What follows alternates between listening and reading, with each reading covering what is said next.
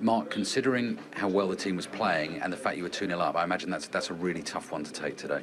Yeah, I don't think we clearly have got what we deserved out of the game in terms of a 90-minute performance. Clearly, we've had a period, 8 to 10 minutes, where we haven't been able to clear our heads. And when momentum changes in the game, you've got to recognise it. You've got to recognise it as an individual and collectively as well. And clearly, we didn't. And after the first one, like I said, you need to be resolute in those moments and protect what you got and wait for that momentum change to go the other way. But unfortunately for us, we just got bowled over by good quality, I have to say, with good quality balls in the box. But at the end of the day, simple balls in the middle of the box and guys are getting free shots 8 yards out, and that can't happen.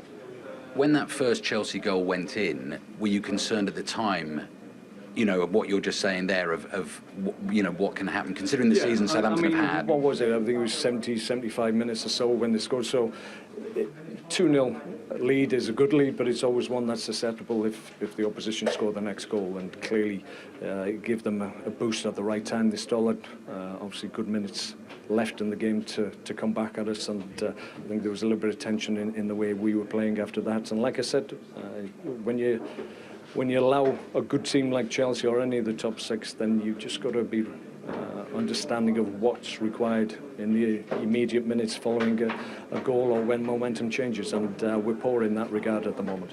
Does it make it more frustrating, Mark, that Chelsea could have been down to 10 men with the Marcus Alonso challenge on Shane Long just before half-time? Yeah, well, it's a key moment, clearly. I mean, in the first and stage, well, he was 5 yards away. His assistant was 7 yards away.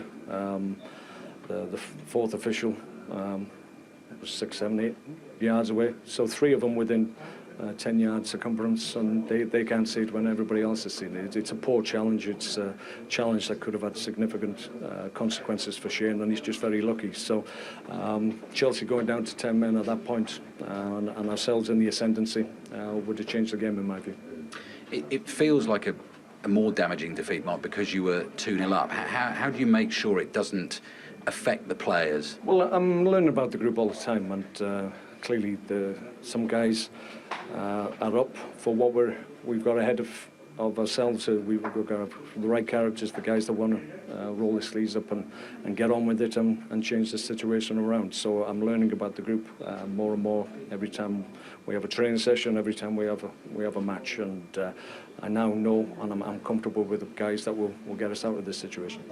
And in terms of the goals conceded, Mark, in the last 4 Premier League games, so Southampton look more potent, but 3 goals have gone in. Yeah, and clearly we're still conceding goals, and it's not as if the opposition really have to work hard for them. They just slips in concentration and just the details of the game where clearly you've got to do the right thing in defensive areas. Sometimes we're lacking in that understanding. So we've got to be better. If we're better, then we'll get out of this situation.